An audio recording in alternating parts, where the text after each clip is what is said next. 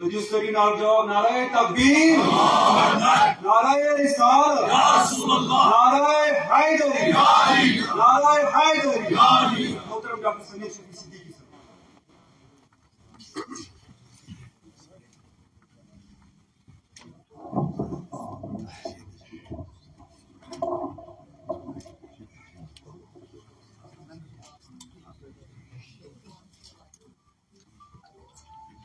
بسم اللہ الرحمن الرحیم۔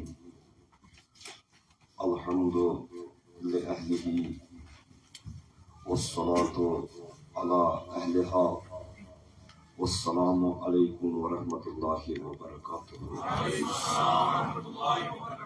قال اللہ تبارک و تعالی فاستعیذ باللہ السمیع العلیم من الشیطان الرجیم۔ بسم اللہ الرحمن الرحیم۔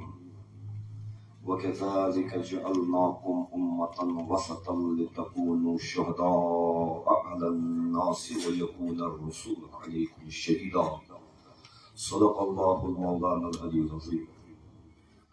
تمام تعریف، حمد و ثنا اور مجد و بزرگی کے لائق اللہ تبارک و تعالیٰ کی ذات ہے، اور درود و سلام کہ درر معروض کرتے ہیں برذات اقدس حضرت ختمی مرتبہ بادشاہ کشور رسالت سلطان اورنگ عنایت حبیب کبریا عزیز السرار احمد مجتبی جناب محمد رسول اللہ صلی اللہ علیہ وآلہ وسلم اور ان کے پاک تینت اہل بیت اطہار اور منتجبین صحابہ کبار کی بارگاہ میں میں اردو کا وسیلہ اس لیے لے رہا ہوں، اگرچہ کی اکثریت یہاں کشمیری سمجھنے والوں کی ہے، لیکن کشمیریوں کی ایک اللہ نے یہ خوبی رکھی ہے کہ ہم لوگ اردو سے بھی آشنا ہے، لہذا جملہ احباب کو اس میں کوئی پریشانی اور دقت لاحق نہیں ہوگی۔ اور چونکہ مہمانان گرامی باہر سے تشریف آئے ہیں، میں چاہتا ہوں کہ یہ ایسا نہ سمجھے کہ زبان یار من ترکی و من ترکی نمیدانوں، تو اس اعتبار سے بس میں آپ کا بہت کم وقت ہوں گا۔ خلق کی بات ہوئی ہے، خلق کہتے ہیں، یہ دو لفظ عربی میں ہے، ایک تو خلق ہے اور ایک خلق ہے۔ خلق کہتے ہیں کسی چیز کی بناوٹ کو، کسی چیز کی حیت قضائی کو، خلق کہتے ہیں کسی چیز کی ساخت پرداخت کو، اور وہ چیز کس اعتبار سے اپنے آپ کو برتتی ہے، وہ چیز کس اعتبار سے اپنے آپ کو پیش کرتی ہے، وہ اس چیز کے خلق کا خلق ہے۔ مثلا آپ کسی شخص کو لیں گے، اس کے قد کاٹ کو لیں گے، یہ اس کا خلق ہے، لیکن وہ شخص اپنی شخصیت کو، ایک تو شخص تو خلق ہے، لیکن شخص کی شخصیت اس کا، ایک تو خلق تو شخص ہے، شخصیت کا اور شخص کا خلق اس کی شخصیت ہے۔ You have a person and how he manifests his personality. This is the ethics of the person. یہ اس شخص کا خلق ہے۔ مثلا یوں لیجئے کہ کوئی گلاب ہے، گلاب بحیثیت ایک شے کے یہ خلقت ہے، خلق ہے، اور یوں سمجھ لیجئے کہ گلاب جس لطیف انداز میں اپنے آپ کو پیش کرتا ہے اور گلاب جس مہک میں اپنے آپ کو پیش کرتا ہے، یہ گلاب کی خلق کا خلق ہے۔ اور اسی اعتبار سے جو خلق ہے، کاشر ون بیتس آپ چیز آپ گو کا چیز بیاکھ گو تمہ چیز کو ورتاو، چیز گو خلق، تمہ چیز کو ورتاو گو تمہ خلق۔ اور خلق صرف بات کرنے میں نہیں، خلق صرف اٹھنے بیٹھنے میں نہیں، بلکہ اللہ تعالیٰ نے انسان کی جتنی جبلتیں رکھی ہیں، ہر ایک جبلت کا اپنا اپنا خلق ہے، ہم اکثر سمجھتے ہیں کسی کو خوش اخلاق کہہ دیا یا کسی کو بد اخلاق کہہ دیا، ہم سمجھتے ہیں صرف گفتار میں ہے، یا کبھی مسکرا دیے تو اس میں بس آپ کے ایکسپریشنز کا خلق محدود ہے. نہیں، ہر شے کا پروردگار عالمین نے جس کو اللہ نے خلق کیا ہے اس شے کو خدا نے خلق بھی عطا کیا. اب یہ دوسری بات ہے، خلق ہمیشہ صحیح نہیں ہوتا، کبھی تو خوش اخلاق ہوتا ہے، کبھی تو بد اخلاق ہوتا ہے. اور بادی النظر میں سب سے پہلے ہم کو یہ بات جاننے کی ضروری ہے کہ اسلام کے جو خلق کا عمومی تصور ہے وہ مطلق ہے، وہ نسبتی نہیں. مطلق اور نسبتی میں کیا فرق ہے؟ مطلق کو انگریزی میں ایبسلیوٹ کہتے ہیں اور نسبتی کو ریلیٹو کہتے ہیں. یہ فلسفے کی بھی اصطلاحات ہیں. مطلق وہ قدریں ہوتی ہیں جو آج بھی وہی ہے اور کل بھی وہی رہے گی، اور نسبتی وہ قدریں ہیں جو آج کچھ تو ہے کل کچھ اور ہو جائے گی. اور جو دہریت زدہ مغرب ہے، ویسٹ کی ایجوکیشن اور ان کا نظام اخلاق ہے، وہ سمجھتے ہیں کہ خلق جو ہے نسبتی ہے، یعنی آج کوئی چیز سچائی ہوئی ضروری نہیں کہ کل بھی وہی چیز سچائی ہے. مثلا جرمنی کا ایک فلسفر ہے نیچے، وہ کہتے ہیں یہ اخلاق کچھ نہیں، یہ کمزوروں کی بنائی ہوئی افواہ ہے تاکہ اپنے آپ کو طاقتور کے عتاب سے محفوظ رکھ سکے. یعنی کمزور تو طاقتور کا مقابلہ نہیں کر سکتا. اب یوں بنایا گیا ہے کمزوروں کے اعتبار سے، بھائی اچھائی میں فائدہ ہے، ظلم نہ کرنے میں فائدہ ہے، اللہ آپ سے راضی ہوگا. وہ کہتے ہیں یہ کمزوروں کے ڈکوسلے ہیں تاکہ ظالم اور جابر کی چیرہ دستی سے بچ سکے. اس لیے اس نے اخلاق کا پیرایا وضع کر لیا، ورنہ اخلاق میں کچھ نہیں رکھا ہے. ورنہ کیا ہے اس کے بقول وہ کہتے ہیں نا اردو میں، جس کی لاٹھی اس کی بھینس. اور جو آج کی موجودہ دنیا ہے جس کو پوسٹ ماڈرن یا پس جدیدیت کی دنیا کہتے ہیں، جب آپ عالمگیر منظرنامہ دیکھیں گے، جب آپ ورلڈ آرڈر دیکھیں گے، آج کی دنیا میں بھی جو طاقتور ہے اس کو دنیا سچا اور اچھا سمجھتی ہے، اور جو غزہ کے مظلوم کی طرح، فلسطین کے مظلوم کی طرح بالکل بے سر و سامان ہو، دنیا ان پر ہی دہشت کا الزام بھی لگاتی ہے. اقوام عالم میں ان کی جنگ آسانی ہوتی ہے. مخلوق الحال اور مستضعفین کے ساتھ کوئی کھڑا نہیں. تمام دنیا کے ادارے طاقتور اور جابر کے ساتھ کھڑا ہے. اس کا مطلب ہے عالمگیر سطح پر بھی اخلاقیات کا جنازہ نکل چکا ہے. ہمارے اداروں میں اخلاقیات کا جنازہ نکل چکا ہے، اور اب تو رہا سہا تھا دین. ان کے بقول کوٹ ان کوٹ دینی ادارے، مذہبی ادارے. اب تو اخلاق کی توقع مذہبی اداروں سے تھی، اخلاق کی توقع ان اداروں انسٹیٹیوشن سے تھی جو مذہب کے نام پر استوار کیے گئے ہیں. لیکن بدقسمتی سے جتنی نفرتیں، جتنی دہشتیں اور جتنی وحشتیں مذہبی اداروں سے نکل رہی ہیں، اور ایک جماعت دوسرے جماعت کو کافر کہنے کے در پہ، جسے اویس صاحب بھی کہہ رہے تھے، میں اس کی تائید کرتا ہوں، ایک ملا دوسرے ملا کو جو ہے اس کی پگڑی اچھالنے کے در پہ ہے. اور خود سے ہم جہنم کی سرٹیفکیٹس باندھ رہے ہیں. ہم خود سے مذہبی لوگ جنت اور جہنم کے ٹھیکیدار بن چکے ہیں. اس اعتبار سے جو ہے ان جیسے نام نہاد مذہبی اداروں سے بھی کوئی امید وابستہ نہیں رہی.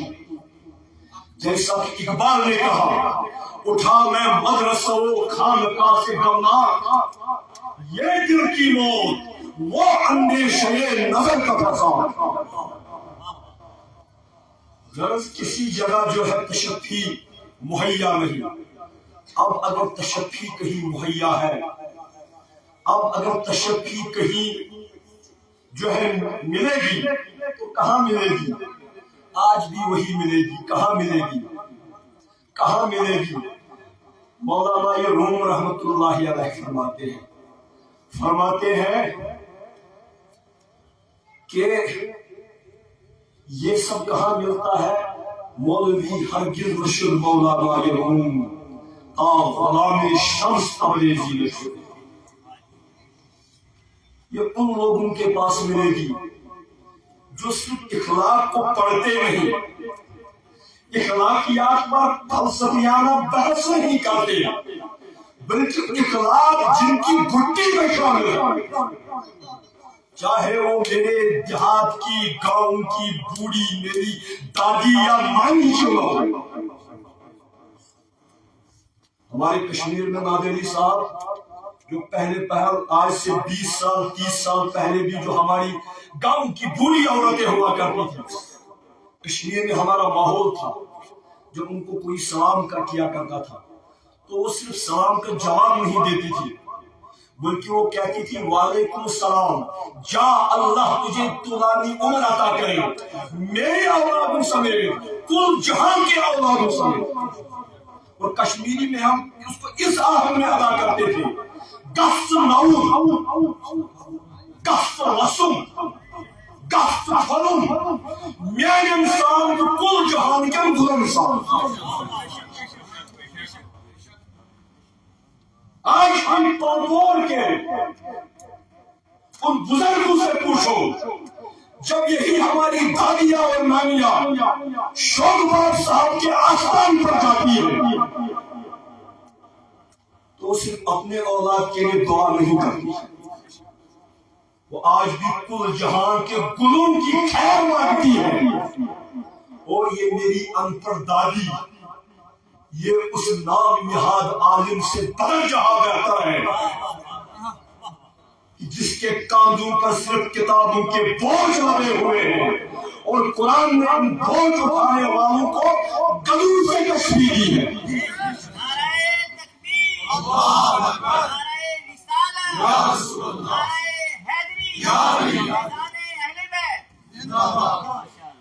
قرآن نے ان کو گدھوں سے تشبیہ دی ہے، کیونکہ یوں سمجھ لیجیے کہ گدھے کو کوئی پتہ نہیں، وہ صرف وزن محسوس کرتا ہے. اسے یہ کوئی خبر نہیں کہ میرے کاشانوں پر کتابوں کا بوجھ ہے، سیمنٹ کے بیگ کا بوجھ ہے، کسی اور چیز کا وہ وزن محسوس کرتا ہے، وہ معنویت نہیں سمجھ سکتا. اسی طریقے سے آج کا عالم کہا گیا 2000 احادیث اخلاقیات کے بارے میں لکھی گئی ہے. آج کا عالم 3000 احادیث بھی یاد کیوں نہ کرے، لیکن جب تک وہ کبیر داس کے دوہے کے مطابق ڈائی اکشر نہیں کے، اگر وہ آپ کے دل میں سرایت نہیں کر گئے ہیں تو یہ سارا کیا ہے؟ پڑھ کے گیا پتھر، لکھ کے گیا چور. یہ ہمارا ایک صوفی کہتا ہے، سبق میر اس کو کہتے ہیں، اس نے برج بھاشا طرز میں لکھا ہے، پڑھ کے گیا پتھر، لکھ کے گیا چور. جس پڑھنے سے صاحب ملے وہ پڑھنا ہے. نعرہ تکبیر، نعرہ رسالت، نعرہ حیدری. بس نماز کا بھی وقت ہو رہا ہے، میں اختتام کی طرف آؤں گا. تو اخلاق کیا ہے؟ اخلاق نسبتی نہیں، اخلاق مطلق ہے. اور ہر ایک انسان کی جبلت میں پروردگار نے اخلاق کی فیضان پہلے سے ہی ودیت کر دیا. چاہے آپ کتاب پڑھیں، معافی چاہتا ہوں، اس کتاب کو وہ سمجھے گا جس نے پہلے اپنی جبلت کو سمجھا ہو. اللہ فرماتے ہیں فَالْهَمَهَا فُجُورَهَا وَتَقْوَاهَا. ہر ایک انسان کی جبلت میں فجور اور تقوی یہ اخلاقی قدریں ہیں. فجور ایک قدر ہے, تقوی ایک قدر ہے. ہر ایک کی انسان دل میں اس کو الہام کر دیا گیا. الہام کہتے ہیں القاء الشیء فی الروح. کسی کے برتن میں سے کسی چیز کو کسی اور کے برتن میں انڈھیل دینے کو الہام کہتے ہیں. اللہ کہتے ہیں انسان کی جبلت میں ہم نے یہ الہام انڈھیل دیا ہے کہ سچائی کیا ہے اور جھوٹ کیا ہے, آنیسٹی کیا ہے اور کرپشن کیا ہے. اگر کمیونسٹ رشیا, کمیونسٹ چائنا کا مارکسسٹ کمیونسٹ بھی ہوگا, وہ بھی سمجھ سکتا ہے ایمانداری صحیح ہے, بے ایمانی غلط ہے, ہر چند کو خدا کو نہیں مانتا. یعنی اخلاقی ضابطہ انسان کی سرشت میں وضعیت کر دیا گیا ہے. ethical what I can say جو ہے cognition, it is ingrained in the basic grain of humanity. چاہے آپ کے پاس کوئی کتاب نہ بھی آئے تب بھی ہر ایک کو الہامی سطح پر معلوم ہے صحیح کیا ہے غلط کیا ہے. اگر بفرض محال قادری صاحب کی بات ہی نہیں, اگر بفرض محال کہہ رہا ہوں, اگر کائنات میں پیغمبر بھی نہ آئے ہوتے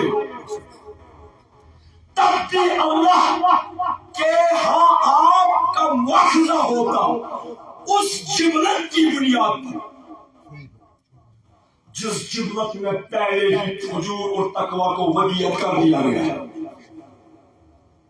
کیونکہ آپ سب کو معلوم ہے صحیح کیا ہے غلط کیا ہے, یہ آپ سب کو معلوم ہے.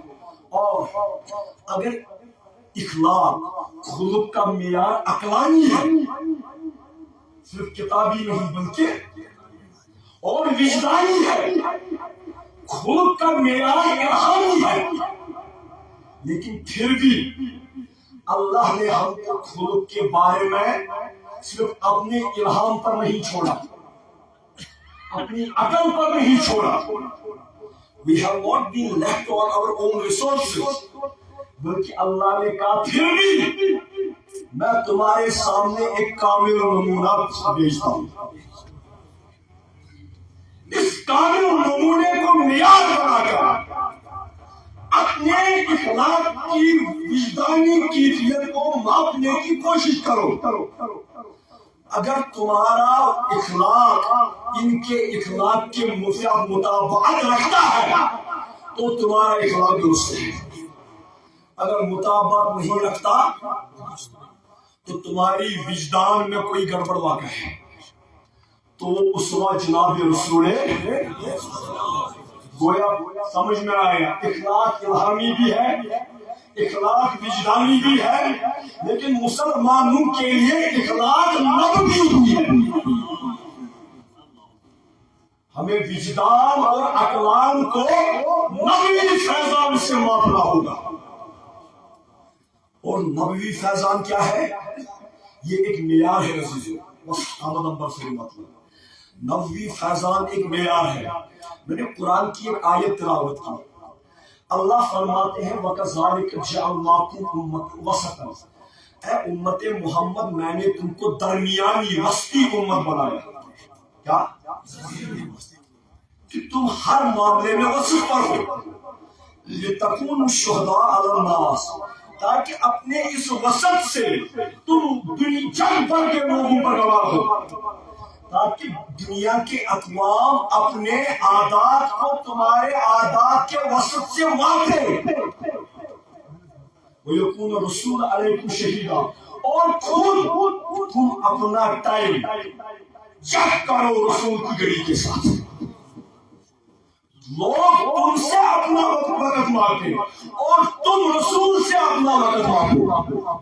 کیا تمہاری گھڑی صحیح جا رہی ہے یا نہیں؟ اور ہر چیز میں ماپنے کا معیار وسط ہے.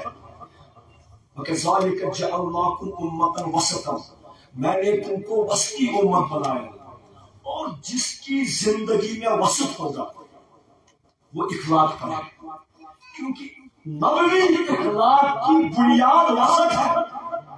وسط یعنی درمیانی روش، درمیانی روش ہر چیز میں ہونی چاہیے۔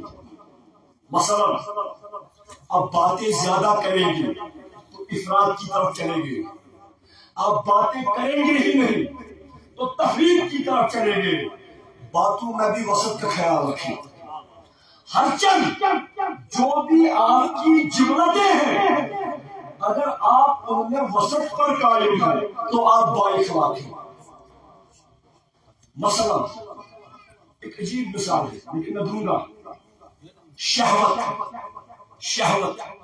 شہوت یعنی مرد کا عورت کی طرف میلان، اور عورت کا یہ لگتا ہے عجیب، کوئی مطلب ایسی بات کہنی نہیں چاہیے۔ عیسائیوں نے کہا تمام فتنے کی جڑ عورت ہے، عورت کی وجہ سے ہی جو ہے آدم کو دیر سے نکالا گیا، لہذا وہ ڈاکٹرین آف اوریجنل سن کو آج بھی برتتے ہیں، اور ان کے نزدیک نیکی یہ ہے کہ مرد عورت سے دور رہے۔ لیکن اس دوری کے نتیجے میں جو وسطی دور کے چرچ میں بیک ڈور سے برائیاں ہوئی وہ تاریخ کا سیاہ ترین باب ہے۔ تو شہوت میں بھی ایک وسط ہے، اگر آپ شہوت کو ختم کر دیں گے تو دوسرے بدکاریوں کے ذرائع سے اس کو پورا کریں گے۔ تو شہوت کو ختم بھی نہیں کیا جا سکتا کیونکہ افزائش نسل وہی ہوگی، شہوت کو حد سے زیادہ بڑھایا بھی نہیں جائے گا، تب تو زنا اور وبا عام ہو جائے گی۔ تو شہوت کا وسط کیا ہے؟ نکاح، اور نکاح شہوت کا اخلاق ہے۔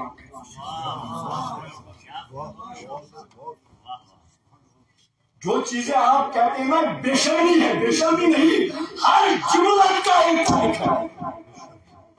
شہوت کا خلق نکاح ہے۔ مثلا عبادتوں کا بھی ایک خلق ہے، آخری بات، عبادتوں کا بھی ایک خلق ہے۔